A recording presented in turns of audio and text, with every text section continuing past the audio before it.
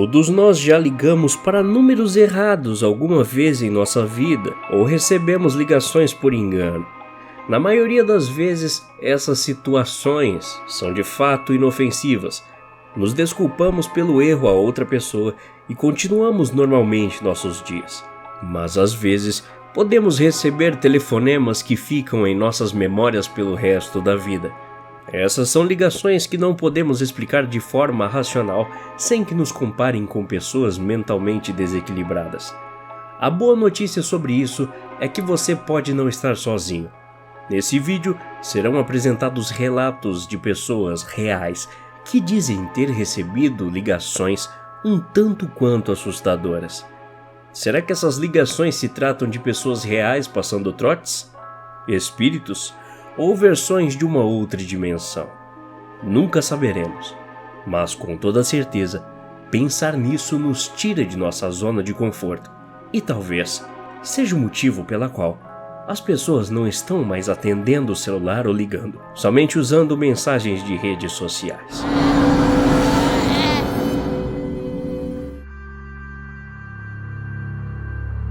Cerca de algumas semanas depois que nasci, o melhor amigo do meu pai, Jean, morreu. Eles eram muito próximos, e uma das últimas coisas que Jean queria era me abraçar antes de morrer. Seu desejo foi realizado, e pouco tempo depois ele se foi.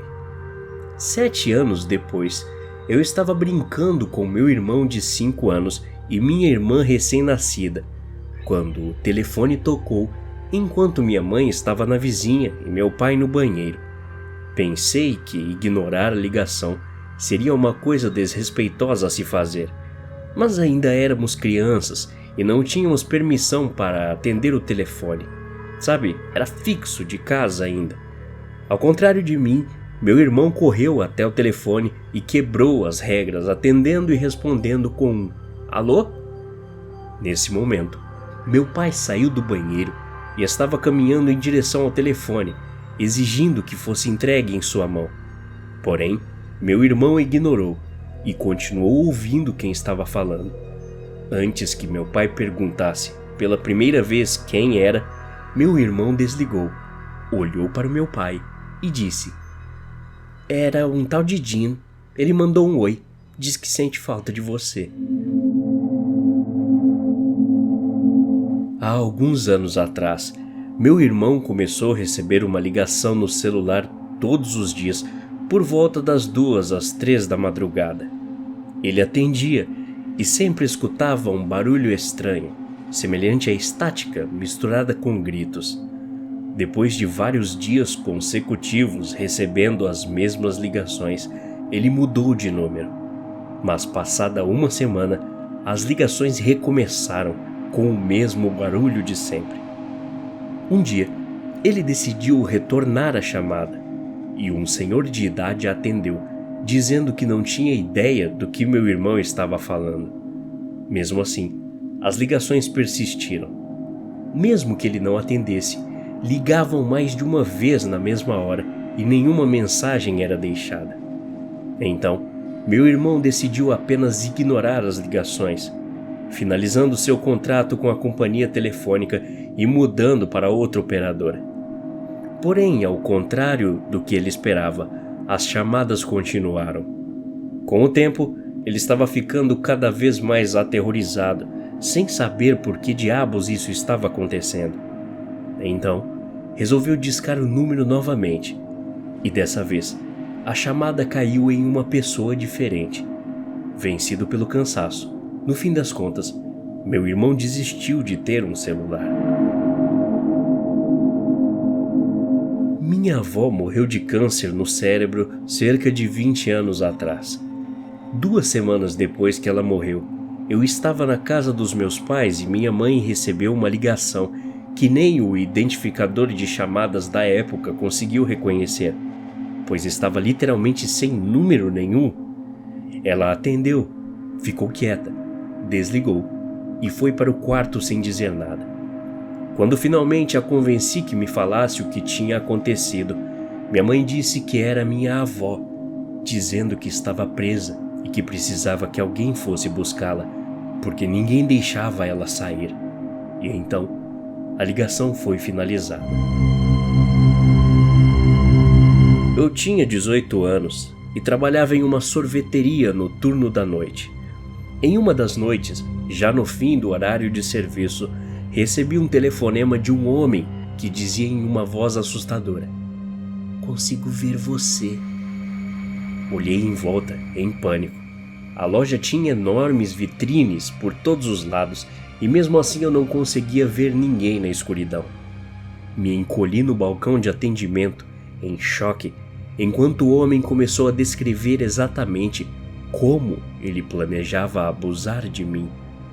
Em choque, desliguei, pensando o quanto aquilo era nojento. Corri em direção às portas da loja, certificando de que todas estavam trancadas. Então, me escondi atrás do balcão novamente, com o telefone em mãos enquanto chorava. Imediatamente, liguei para meu chefe e contei a ele o que havia acontecido. Perguntei se eu deveria chamar a polícia e acabei ficando sem palavras com sua resposta. Ele disse com toda a calma do mundo: "Vai dizer que você não gosta de um suspense de vez em quando. Não gostou da minha ideia? Agora abra a loja e me deixe entrar." Meu primo Júnior, uma vez, recebeu uma ligação de um homem perguntando quantas meninas vão custar. Pensando que era uma brincadeira, Júnior disse que era R$2.000 cada. Então o homem continuou com outra pergunta: "E essas meninas, elas são saudáveis o suficiente?" Meu primo imediatamente desligou o telefone e denunciou a polícia, mas os oficiais disseram que o número não existia. Uma vez, quando eu era adolescente, estava esperando em um posto de gasolina abandonado no centro da cidade para me encontrar com o traficante. Não me julgue, isso foi por volta de 1993 ou 94, época que os telefones públicos eram de uso comum, os famosos orelhões. Enquanto eu esperava, o telefone público do estacionamento começou a tocar. Vale lembrar que isso aconteceu durante a madrugada e não havia outra pessoa por perto. Por curiosidade, andei em direção ao telefone e atendi. O homem na outra linha perguntou: "Alô, é o Charlie?" Meu nome não é Charlie, então eu disse não. O homem me ignorou como se eu fosse um mentiroso e continuou dizendo: "Ah, Charlie, quero fazer algumas coisas e preciso de sua presença." Novamente, falei para o homem que eu não me chamava Charlie, e logo em seguida perguntei o que ele queria e se ele sabia para onde estava ligando. O homem me ignorou mais uma vez e começou a entrar em detalhes explícitos e específicos sobre todas as coisas desumanas e repulsivas que ele desejava fazer com Charlie até que desse seu último suspiro de vida. Comecei a rir e disse a ele novamente que aquilo era um grande engano. Ele estava ligando para um telefone público.